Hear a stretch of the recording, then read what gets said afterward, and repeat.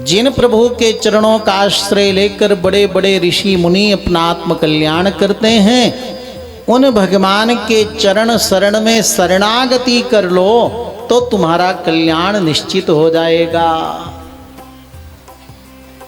ऐसा सुंदर ज्ञान जब सनकादियों से मिला तो पृथु जी महाराज ने संपूर्ण राज्य ही उनके चरणों में दान में दे दिया।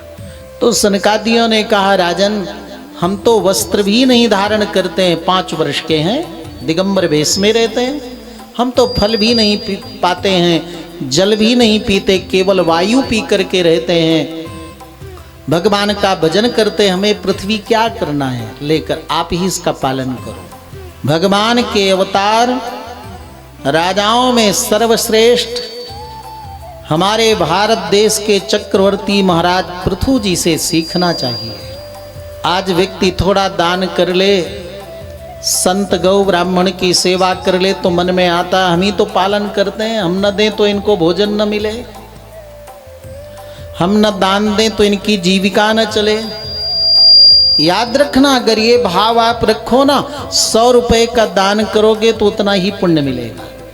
लेकिन पृथु जी की बात अगर अपना लो तो वही 100 रुपए का दान अनंत गुना फल आपको देगा। क्या कहते हैं पृथु जी? जब सनकादियों को प्राप्त पूरी पृथ्वी का दान वापस कर दिया, हमें नहीं चाहिए, तब पृथु जी कहते हैं, महाराज ये जो मैंने आपको दिया ये कोई मेरा प्रभाव नहीं है, मेरी बड़ाई नहीं है, आपकी कृपा से ही ये पूरा राज्य हमें मिला है।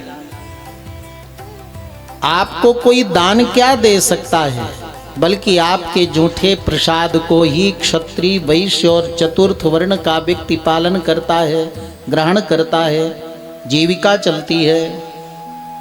आप दान भी करो और मन में भाव मत लाओ कि मैंने दान किया इसको तब भोजन मिल रहा, बल्कि ये सोचो कि विप्र हैं, ऋषि हैं, महात्मा, इनकी बड़ी कृपा हुई कि इन्होंने हमारा दान स्वीकार कर लिया, तो आपको उसका अनंत गुना फल प्राप्त होता है। जितने राजा हुए सब बड़े धर्मात्मा थे। प्रियव्रत महाराज को देखो ना, वे तो राज्य को मंत्रियों को सौंपकर वन में चले गए, देवताओं ने आकर प्रार्थना की आप राज्य संभालो।